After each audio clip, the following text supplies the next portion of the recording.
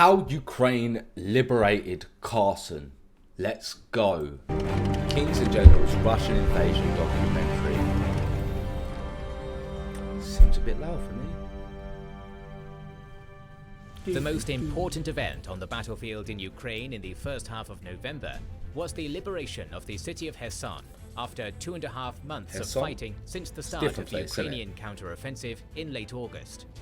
Hey, look how happy they are to have their own Ukrainian home army back. came after the annexation of Kherson Oblast by Putin and pledges from Russia never to leave this region. The Ukrainian command and HIMARS had a different idea, as Ukraine completed an important strategic and symbolic mission of liberating the sole regional center occupied by Russia since the start of the war in February 2022. Let's see how Kherson was liberated and what else happened in November's first half. Come on, we're smashing through this. What we got in this episode? Some of the elite forces of the Russian army, such as the 7th Guards Mountain Air Assault Division, were still operating on the right bank of the Dnipro. Okay. Newly mobilized troops were sent there, while Kherson occupation officials like Kirill Stremisov continued making statements about how the Russian forces would likely have to leave an occupied portion of the right bank of the Dnipro. The reported construction of defensive fortifications in the vicinity of Kherson was also inconsistent with the announcements of withdrawal, as such fortifications usually indicate expected defensive battles. That's what we thought. Reports of new trenches and bunkers followed this, and defensive positions were being built on the left bank of the Dnipro, even on the Black Sea coast. They knew they weren't going to be able to about keep the three defensive West lines Bank. beyond the Dnipro, which indicated preparation for a potential eventual Ukrainian attack in this area. On November 9th, the speculations were finally over.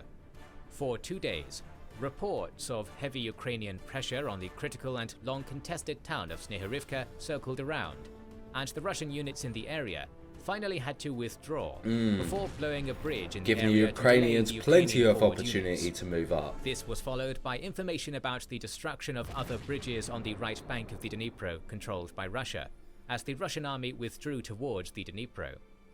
This process culminated in the televised meeting of Surovikin and Shoigu, in which the new commander of the Russian army in Ukraine told the defense minister that the most logical option of organizing defense would be along the river Dnipro. Yeah. Shoigu responded, "Start withdrawal of troops beyond the river Dnipro." Okay. The pro-Ukrainian segment of social media rejoiced, while the Ukrainian officials called for calm, as they indicated that the words of Russian officials should not be trusted. They The just got sentiments to be of the careful. pro-Russian segment were different. While a small group implied that this was just a tactic to lure the Ukrainian troops towards the Dnipro, where they would be destroyed, the vast majority of Russian posts on social media expressed anger, particularly against Putin. The latter was careful to leave the unpopular decision to be announced by his military commanders, but this did not save him.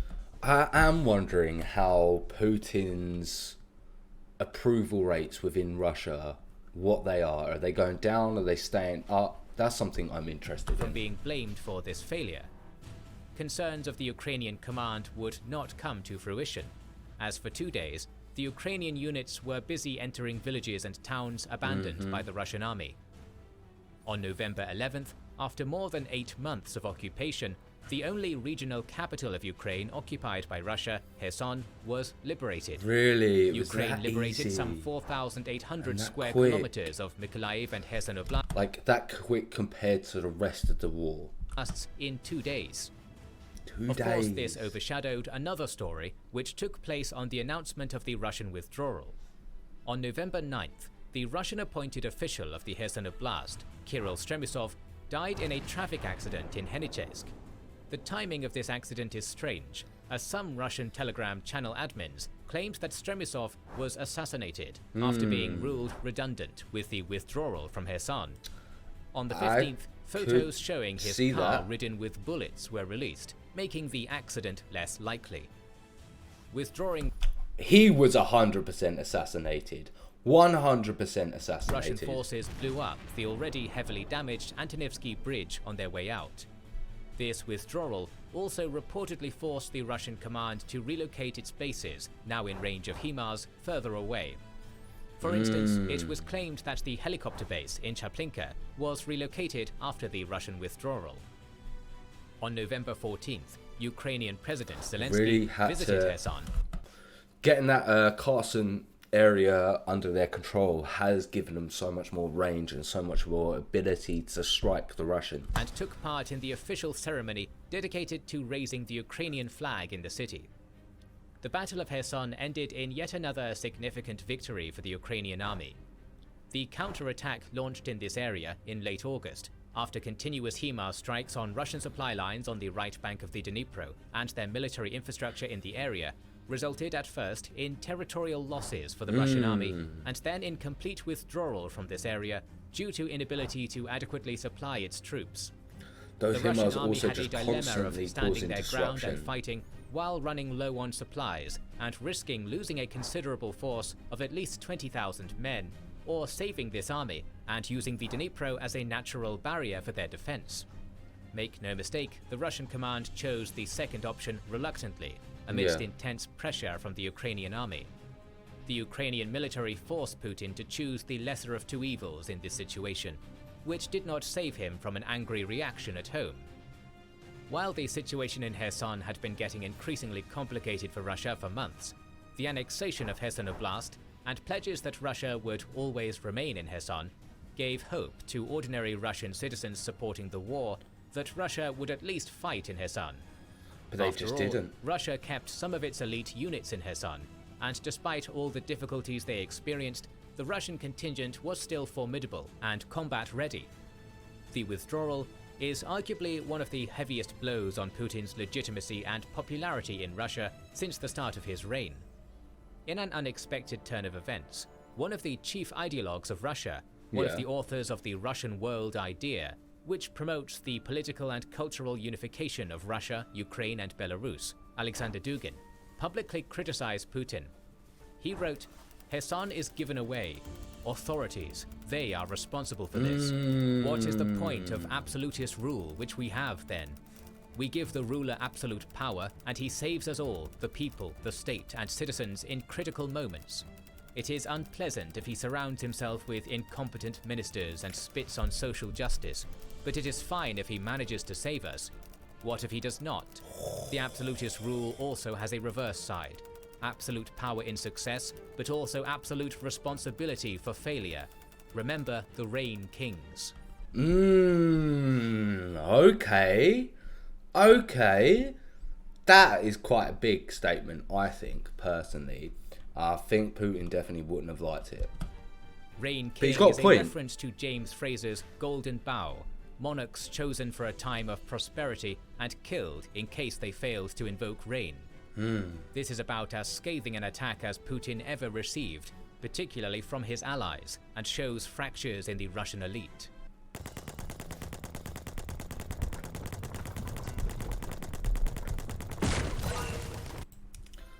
Yeah, To conclude the the Russian elite description of the is fully situation on cracking the up. Kherson front, we should describe another interesting claim circulated on social media on November 13th and 14th. It has been claimed that Ukrainian special forces landed on Kinburn Spit on November 12th. Some have further stated that the unit was from the Ukrainian 73rd Marine Special Operations Center. Okay. The And group what are they doing? reportedly travelled to Kinburn Spit on motorboats at night before landing near Pokrovska on November 12th and advancing all the way to Heroiska. Several pro-Russian bloggers confirmed that Ukraine had indeed tried to conduct an operation in this area, but were defeated by the Russian units. On November 14th, what a shame footage of Ukrainian for the special Ukrainians. forces on motorboats going somewhere at night was shared, but they did not specify the destination of these motorboats. Although we do not think that it actually happened, it is worth monitoring if Ukraine indeed tries to reach the left bank of the Dnipro from Kinburn Spit. It is advantageous regarding the lack of Russian defensive fortifications and personnel in the area, but disadvantageous because it may cause problems with the sustainability of supplies. Kinburn Spit Makes has sense. marshland terrain, which is going to make forward movement difficult for either side. For the Russians to defeat the Ukrainian bridgehead if they have indeed established that, But maybe they're just trying to use it to get a few people, few squads in behind the enemy lines. and for the Ukrainians to advance further. Furthermore, rumors about the Ukrainian advance on Oleshki and battles in Holopristan circulated on November 14th and 15th. Alright. On November 15th, The Ukrainian command confirmed artillery strikes on enemy positions in this area, but refuted any ground assault by the Ukrainian army. These artillery strikes may be a prelude for this ground assault, or could end up serving the purpose of fixing the Russian forces on the left bank of the Dnipro, which may prevent them from relocating elsewhere. So yeah, I think that the strikes are just to cause issues more than anything else, because obviously at this point in time, the logistics of crossing the Donbu River, no, I've got that wrong. I can't remember what it was called, but that river that they're obviously protecting there, to cross it stretches their supply lines, and again, it's just the logistics of doing that so soon after capturing and retaking the area. Don't think it's worth it at the moment. So the idea is just to keep pressure on the Putin regime soldiers that are defending that line at the moment. Forcing the Dnipro and establishing a sustainable bridgehead on the left bank of the river will be difficult for the Ukrainian army. Yeah. In any case, it does not look like the Ukrainian army intends to conduct an operational pause on this front, and is looking to develop its success. We can safely speculate that at this point, the Ukrainian command is already looking for potential spots to create a bridgehead on the left bank of the Dnipro.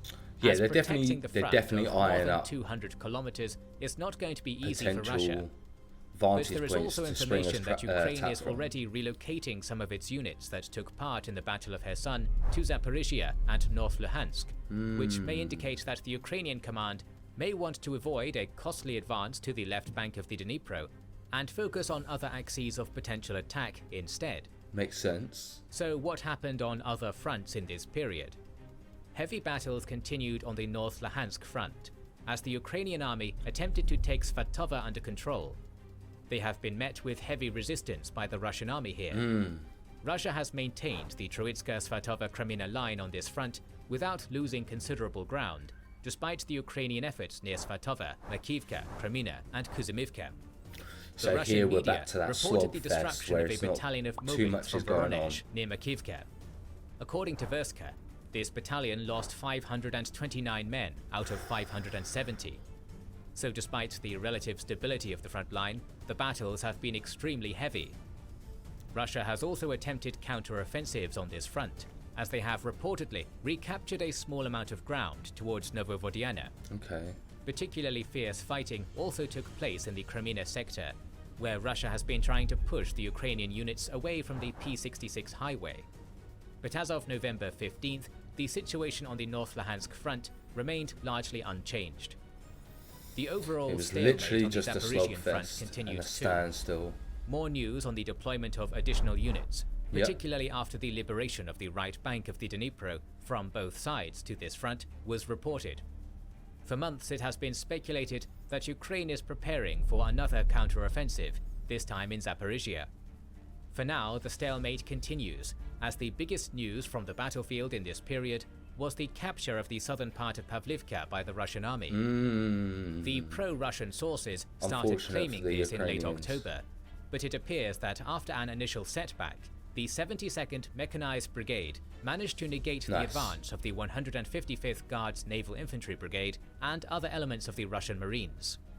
This frontal assault from the road, coming from Yehorivka, which is under Ukrainian fire control, has caused very significant losses on the Russian army. These losses were acknowledged by Russian military bloggers and later by the soldiers of the 155th Brigade, who sent a public letter to the governor of Primorsky Krai on November 6th.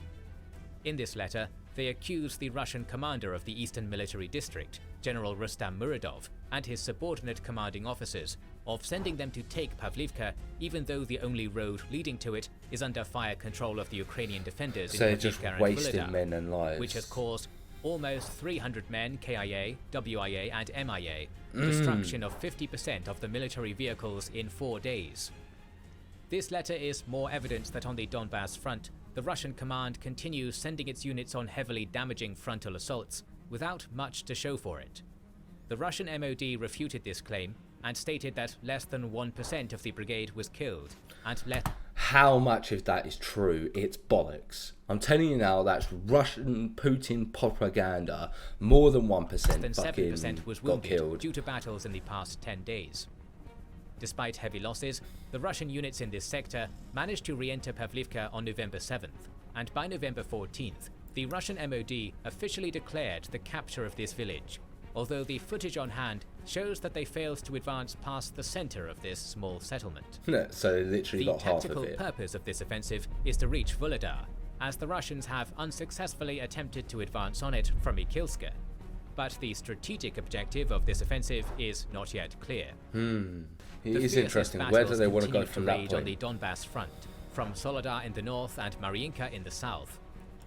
Wagner mercenaries, DPR separatists, pro-Kadyrov Chechen battalions, and regular Russian army units continued attacking Avdiivka, Soledar, Bakhmut, Mayorsk, Vesela, Vodiana, Pervomaiska, Novomikhailivka, Mariinka, Andriivka, Klishchiivka, Zaitseva, Opitna, and Ivanhrad.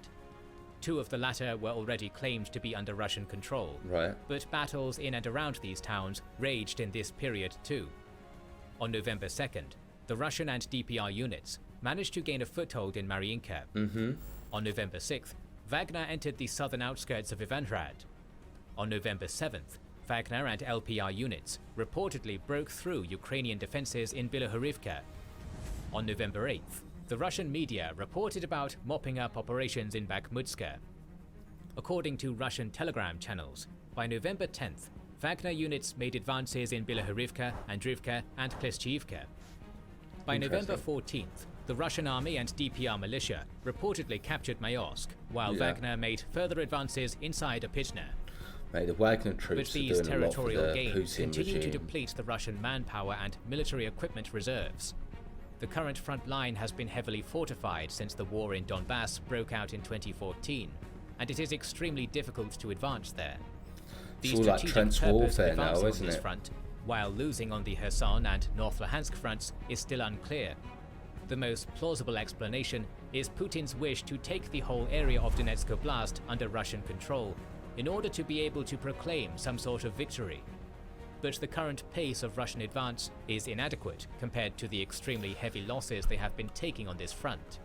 I also agree with what Kingston General said there. I think at this moment that Putin realizes that Donbass and Luhansk, I believe I said that correctly, are the only two areas that he'll be able to fully occupy and then be able to end the war where it is and still come off as looking like he might have won, or at least be able to turn it into a situation where he doesn't look like he's come out as bad, and that's why he's pushing for these fronts the most. But he looks terrible. Like he's not going to be able to recover from this. Russia continues to implement measures to restore the losses of its manpower and military equipment. Russian people are still receiving mobilization summons as of early November. Moreover, Ukrainian authorities of Melitopol and Mariupol stated that Russia has been coercing locals into Russian-organized territorial defense units. On November 4th, Putin signed a decree allowing people convicted of grave crimes to be mobilized. On November 14th, he signed a decree allowing foreigners to serve as contracted soldiers in the Russian army. Calls to extend the foreign soldiers to be contracted, that's an interesting one. And how would the rest of the world be okay with those foreign soldiers being used? Would they then also get sanctioned and repercussions for helping the Russians? Do they even care? But it's an interesting one to think about. The period of mandatory military service to 2 years, like in good old Soviet times, continued being made by Russian politicians. Mobilization remained a poorly organized, problematic, and costly endeavor for the Kremlin in this period.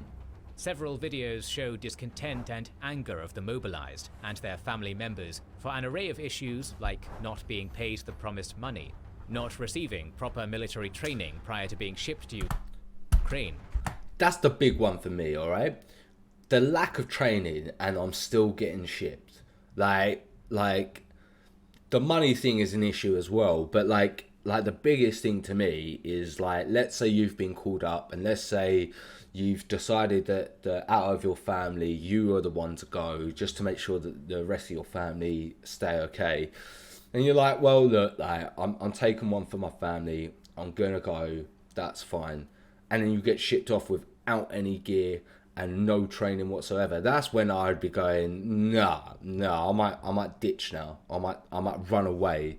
Anyone got a fucking box I can hide in or get shipped to another country? Poor equipment and appalling the poor conditions equipment, that man. emerged from this period from Ulyanovsk, the Fuck Cherkassia that. Republic, Voronezh Oblast, and Moscow Oblast. Putin has signed a decree envisaging a one-time payment of more than $3,000 to the mobilized, which is proving difficult for the regional authorities who are supposed to pay this money. Regional authorities are trying to justify delays in payments, but it is safe to say that the majority of the mobilized and their family members are not going to care about the nuances of regional budgets and will continue demanding their due. This may cause problems for Russia, which is already suffering from sanctions in the foreseeable future. Interesting. Ukrainian military intelligence claimed that Iran plans to send more than 200 Shahed-136, Mahajer-6 and Arash-2 drones to Russia. Okay. Ukrainian Defense Minister Alexei Reznikov later stated that Russia initially purchased 300 drones from Iran and has used almost all of them. The sides now have agreed to a provision of 1,500 to 2,400 Iranian drones. Iranian surface-to-surface ballistic missiles are also on the table. Ukrainian military intelligence official Vadim Skibitsky claimed that Iran has decided to provide Fateh 110 and Zulfiqar ballistic missile systems, but we have not seen them used in Ukraine yet as of November 16th. Okay. On November 4th, CNN claimed that Iran has been asking Russia for help in the purchase of nuclear materials. That's interesting if Russia actually go ahead with that. I'm unsure. I don't really trust CNN, but you know. To which Russia has not responded yet. While Russia is becoming increasingly reliant on Iranian weapon supplies, it is tough to see Russia being happy to help Iran with the manufacturing of nuclear weapons. It's too much of a threat on for November them, isn't it? 5th, Iran finally acknowledged that it had indeed given drones to Russia, but according to the Iranian foreign minister, the drones had been supplied months before the war. On November 8th, Liar! one of the key individuals of the Putin regime, the Russian National Security Council Secretary, Nikolai Patrushev, traveled to Tehran to meet with the Iranian President Raisi and discuss additional weapon supplies to Russia. Sky News published a story claiming that Russia has paid Iran 140 million euros for drones, along with providing the theocratic regime with samples of Enlaw, Javelin and Stinger, which the Iranian weapons manufacturing industry may look to replicate. But according to United States officials, Iran has not been the only weapon supplier of Russia in this period. The other one's the US Korea, National right? Security Council spokesman, John Kirby, claimed on November 2nd that North Korea is supplying Russia with artillery shells. Of course, Ukraine continued receiving military aid and other types of support from the West in the first half of November. On November 4th, the US pledged 45 T-72 tanks purchased from Czechia and modernized after that. 250 M11-17 armored personnel carriers, 1,100 Phoenix Ghost loitering munitions, 40 armored riverine boats, and other military supplies costing $400 million. On November 5th, the US it was just keeps pumping money into the EU member Ukraine. States sent 500 What is Russia going to be able to do? generators, which will help Ukraine. What is the Putin regime supposed to do when you've got NATO and which NATO, like America and the rest of Europe, pumping into this war? Like the resources is outrageous that is being produced by the West and then thrown into this conflict. Withstand the Russian onslaught it's on its good. energy We want it. infrastructure. But it is crazy to November think 7th, about the amount of Defense resources. Minister Reznikov announced that NASAMS air defense systems and Aspide missiles had already arrived in Ukraine. On November 10th, the Pentagon announced another security package worth $400 million, which included missiles for Hawk air defense systems, 4 Avenger surface-to-air systems, Stinger manpads, HIMARS munitions, 21,000 non-precision and 500 precision 155mm artillery shells, 100 HMMWVs, 400 grenade launchers, and other equipment and supplies. However, the US government continues its measured approach to weapon supply to Ukraine, as it does not want to be the party causing an escalation of the war. For instance,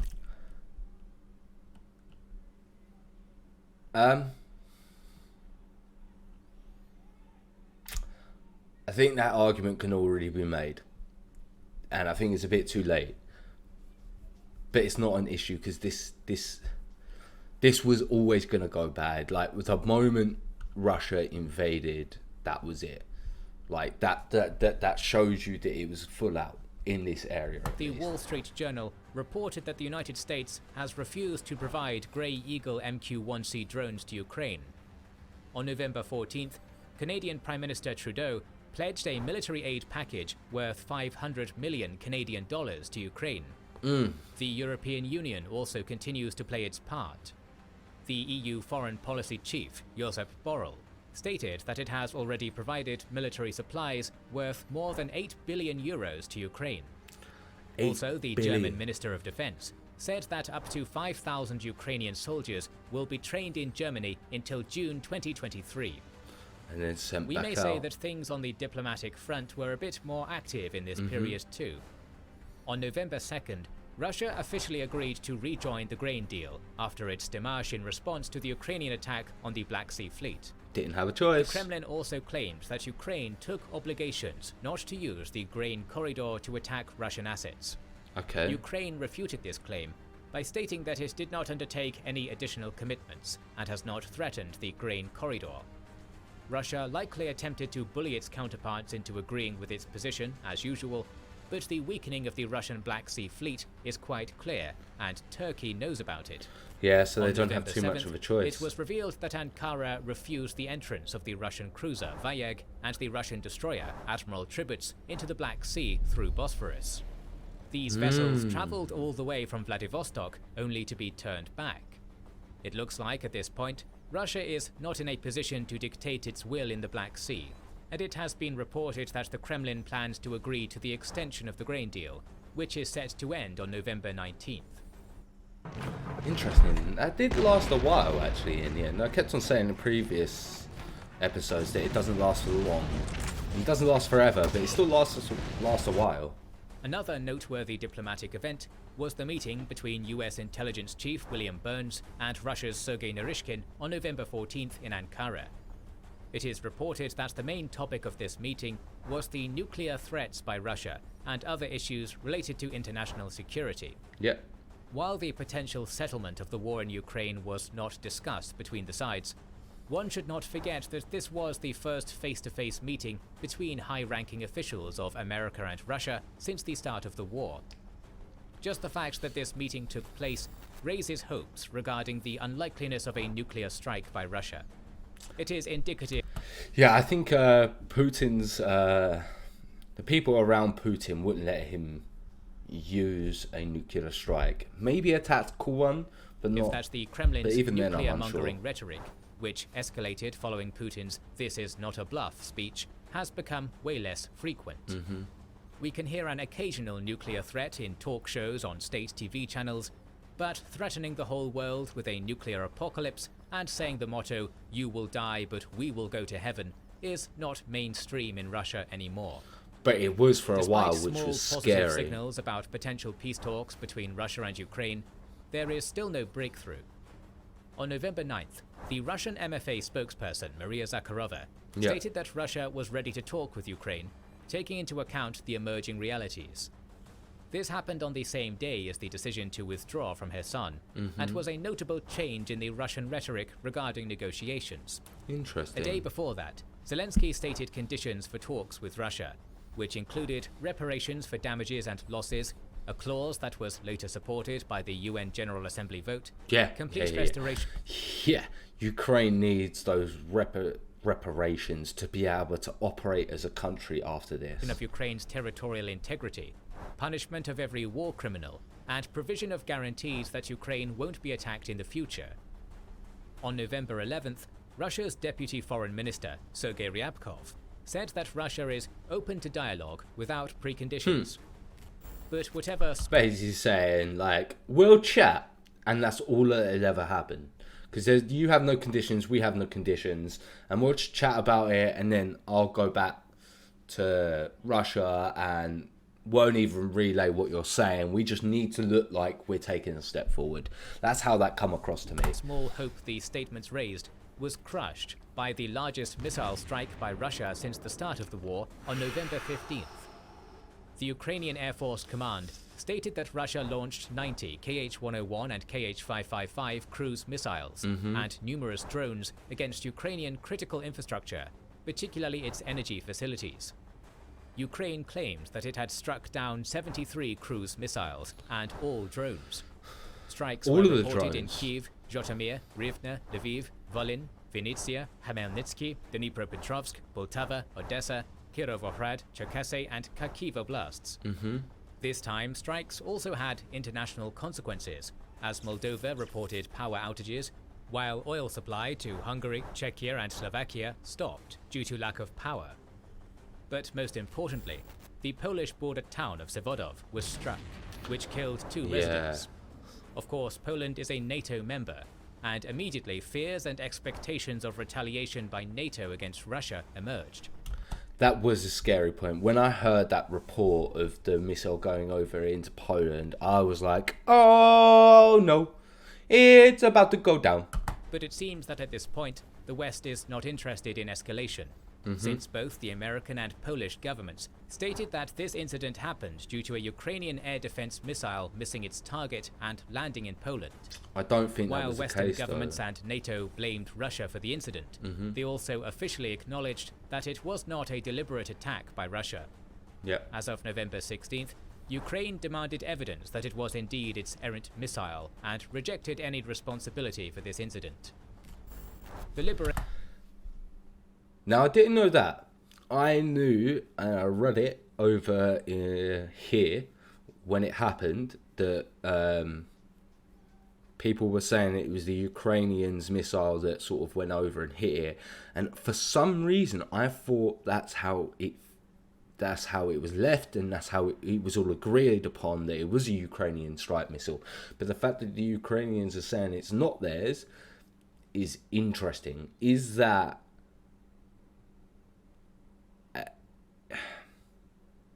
did they do it hoping that they did think it was Russian and that would bring NATO into full effect,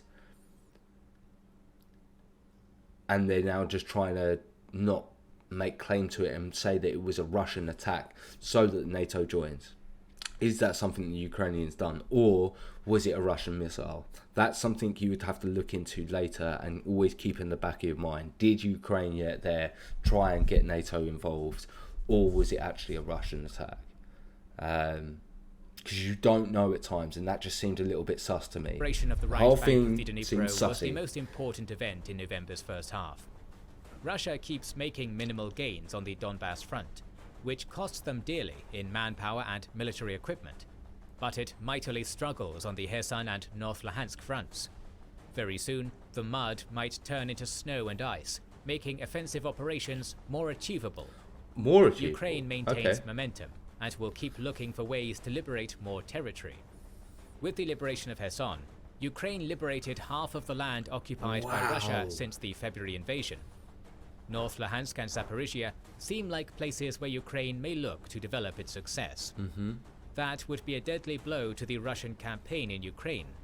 Russia is trying to avoid this by sending more Mobics to Ukraine, purchasing more weapons from its allies, and maintaining control at home. The latter is becoming increasingly problematic. Billionaire sponsor of Wagner, Yevgeny Prigozhin, continues leveraging his active participation in the war in Ukraine to gain more political points at home. He has kept undermining the Russian authorities, both externally and internally. Prigozhin very proudly and openly acknowledged that Russia is meddling in the American elections, which has been rejected by Russian officials on numerous occasions before. Ha! Ha ha ha! He literally started letting all the cats out of the bag. No wonder why your plane blew up. While also requesting that the Russian Prosecutor General's office open a case against the St. Petersburg governor for refusal to provide a permit for construction of the Wagner Center in the old capital of Russia. Both sides are suffering heavy losses in the war. On November 10th, the chairman of the US Joint Chiefs of Staff, General Mark Milley, stated that well over 100,000 Russian and Ukrainian soldiers have been killed and wounded in action. The same is true for military equipment. Let's look at the figures of visually 100,000 confirmed losses of military casualties equipment provided by the Ukrainian Oryx log. side. As of November 16th, for Russia, these are 1,491 tanks, 3,159 vehicles, 191 command posts and communication stations, 25 heavy mortars, 500 artillery pieces and vehicles, 151 multiple rocket launchers, 63 aircraft, 67 helicopters, and 149 drones. For Ukraine, Crazy. And there's like certain bits and pieces, like the artillery pieces. There's certain parts of those equipments that have been lost. And sorry guys. And when they say lost, it could just mean that the Ukrainians have basically forced them off of those equipments and then reused them and re-equipped them and readapted them for the Ukrainian side. So it just seems like they're like... These are 360 tanks, They're just 1,012 replenishing their vehicles, stock as well. 7 command posts and communication stations, 169 artillery pieces and vehicles, 32 multiple rocket launchers, 55 aircraft, 22 helicopters, and 51 drones. Our coverage of this conflict will continue soon, so make sure you are subscribed and have pressed the bell button to see it. And I hope you guys are subscribed to their channel. You know I've got that notification bell and I'm subscribed. If you haven't already, head over to their channel. That link's in the description box down below. If you enjoyed my reaction, looking forward to future reactions because we're smashing this series out as quick as we can. You know what you need to do. You need to like, comment, subscribe, hit that notification bell, and I will catch you in the next video.